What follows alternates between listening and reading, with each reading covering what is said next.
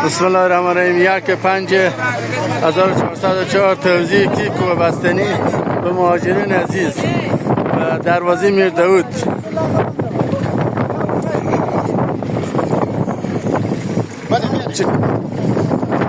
خیلی توزیع داری؟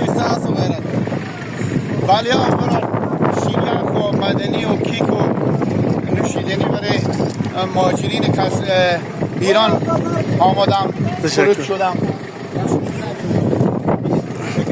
ما آرزو داریم که همه مهاجرین عزیز دل خوش از ایران برن.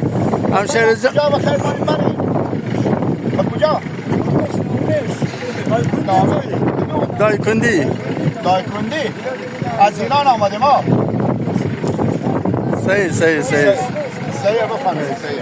بیا برو جلو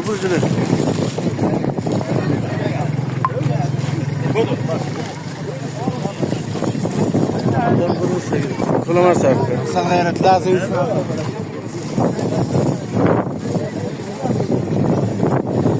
یک ماشین تمام کنیم باز ماشین بدی، یکی تمام کنیم باز ماشین بدی.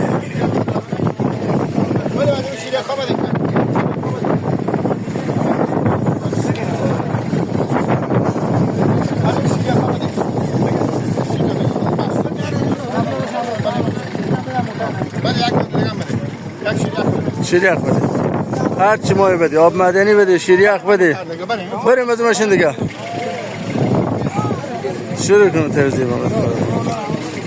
بستنی ها بدیم، اول بستنی بدیم دستمال کاغذی و پفک و چپس و به دروازه مهربانی هرات.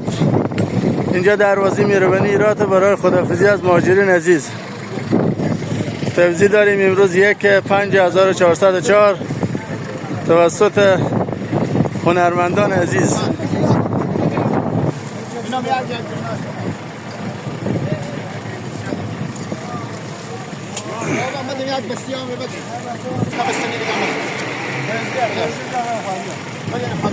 این ماشین حرکت که بامید خدا خیر ببینید. این ماشین پیش برو. سفر خوش داشته باشیم. دوستای خوب نازنین، مردم هرات بسیار مردم خیریم، مردم تمام افغانستان، البته تنها هرات نه، اینا کمک ها از طرف مردم اناردره برای از این مردم توزیع میشه.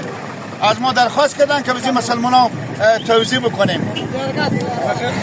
بریم ماشین بعدی.